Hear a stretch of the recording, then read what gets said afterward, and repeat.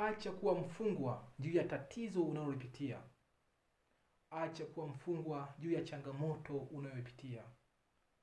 Acha kuwa mfungwa juu ya hali ngumu unayopitia.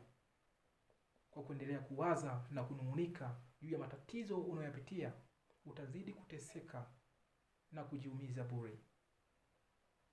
Kwa hiyo leo unapokuwa kwenye tatizo, fikiria kuhusu suluhisho la tatizo badala ya kufikiria kuhusu tatizo lenyewe. Kumbuka, kama tatizo lilikuja kupitia mlango, basi ujue kuna mlango wa kutokea. Kwa hiyo nini unapaswa kufanya unapokuwa kwenye tatizo? Fikiria kuhusu suluhisho la tatizo. Think about solutions. Think about future. Fikiria kuhusu kushinda na sio kushindwa. Fikiria kuhusu kuongeza uwezo wako.